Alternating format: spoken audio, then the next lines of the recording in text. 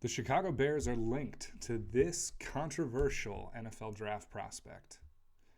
Hello, everyone. I'm Andy here with Chicago Bears React, bringing you all of the Chicago Bears news you're seeking in the season and now here in the off season. Before we dive into today's video, please take a moment, like, subscribe, and turn on notifications and make sure that you don't miss any of the upcoming content because this is going to be such an exciting off season. We're going to be covering all of the news coming out of Hallis Hall, and you won't want to miss a thing. Now, for today's video, we're going to be taking a look at an NFL draft prospect that isn't on a lot of Bears fans' radar, I would say, at this point. Not because of lack of talent, but just because lack of need. And that is Georgia tight end Brock Bowers. Now, I'm going to tell you right now, Brock Bowers is a stud. Whoever gets Brock Bowers, and it's probably going to be, we'll get into who it will probably be. But whoever gets Brock Bowers is going to get themselves a legitimate weapon. I think he is probably a top 3 weapon in this class.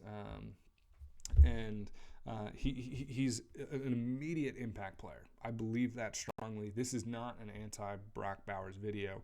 He's controversial because the Bears already have a tight end, and a tight end that they've committed to, Cole Kmet, who's shown to be a very reliable tight end.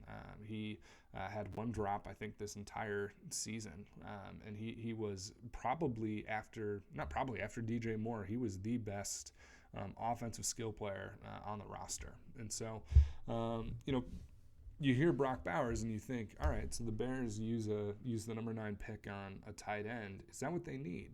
They need a defensive end. They need a center. They need a wide receiver 2. They need a new safety. They need potentially another defensive tackle. They have all of these needs on the roster. Why go about spending such a huge pick on a position that, frankly, it's not best practice to use a top 10 pick on a tight end anyway?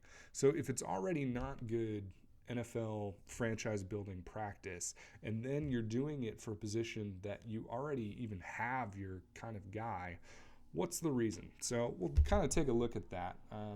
But this came to my attention because there's been a number of people in the last few days who have voiced their support.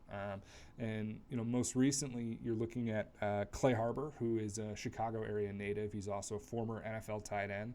He came out and he thinks the Chicago Bears should be looking at Brock Bowers at number 9. One of the biggest reasonings he gave is that Shane Waldron ranked his offense this past season, ranked in the top 10 in the usage of multiple tight ends in a set. And so he ranked, I believe it was 9th overall in using 2 tight ends. And so something to look at. The Bears need to have a second tight end. Right now, they don't have anyone that they're committed to on the roster. I would expect Mercedes Lewis to be back. He's more of a blocking kind of 3rd tight end. So you look at this and you'd say, yeah, the Bears probably need somebody to be tight end too. Is that somebody you want to spend a top 10 pick on? Well, if the Bears are going to be running a lot of 12 personnel is where you're running with 2 tight end sets, it's not necessarily the worst idea. We'll continue. There's a few more people. So, Brad Biggs covered that, and he covered it in his weekly mailbag, the idea of bringing in Brock Bowers. The Bleacher Nation, they covered the idea of going after Brock Bowers, and Jacob Infante has him as the number 3 target. Obviously, number 3, the actual 3rd thing here is just his idea to trade down. But, for him, he likes the idea of Brock Bowers above any of the defensive line players available. So why? Why do they like this guy? I think this is an important point, and probably the best thing I could point out, instead of giving my own analysis, is just to show what the NFL Network's Daniel Jeremiah had to say about him. Daniel Jeremiah, in his draft profile, compared him to George Kittle.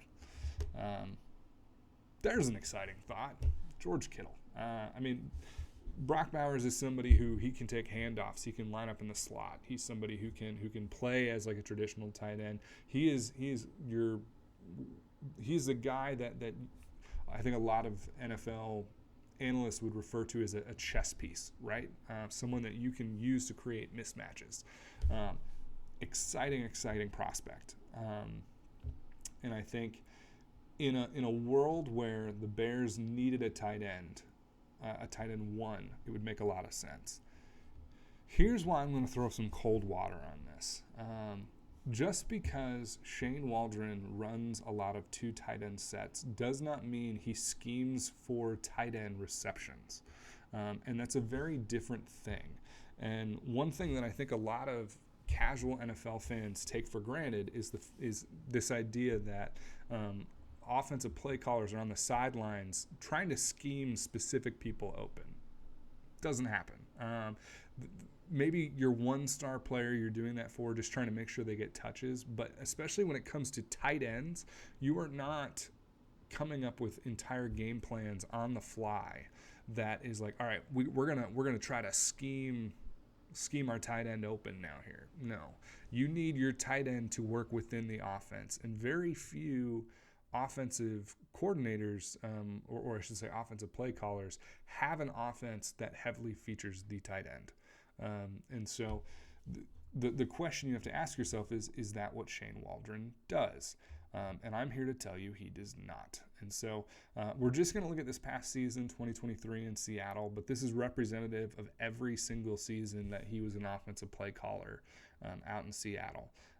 If you're looking at targets, just targets, you can see Noah Fant was 4th in targets with 43. Look at the drop-off here.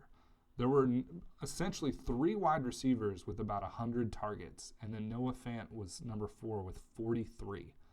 The next tight end, so in this world where you have 2 tight ends, saw 34.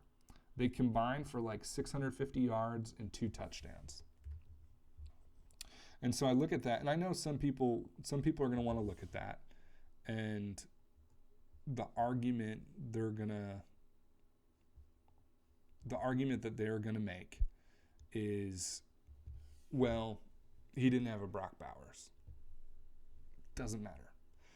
When you go back to 2021, his first season as a play caller, the stats look almost identical with Gerald Everett. It hasn't really mattered who the tight ends were. It's pretty indicative of the kind of game plan he calls. He doesn't feature his tight ends. So yes, he runs a lot of 2 tight end sets, but it's not for the purpose of targeting those tight ends. You don't see a lot of touchdowns. You don't see a lot of targets. You don't see a lot of production overall.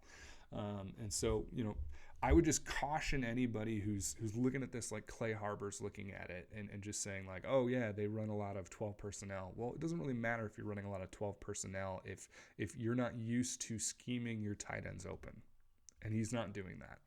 And so I look at this and I say, I think Brock Bowers is a little bit of a luxury that you just can't afford to waste a number 9 pick on. If you could get him like 2nd or 3rd round, fantastic. Yeah, I love that idea. But the Bears have some significant positional needs that they need to address. And just tight end is not worthy of a top 10 pick almost ever. Look at Kyle Pitts. Kyle Pitts it was the last player that was this talented coming out at the tight end position. He was taken top 10, and why hasn't he been productive? It's not because he's not good. It's because they didn't use him. That should be a lesson to everybody. Teams do not scheme their tight ends open because of the talent of the tight end. They just don't. They either have an offense for the tight end or they do not. Which leads me to the second reason why I think this is kind of a silly thing that's out there. I don't think he's getting to the Bears at 9.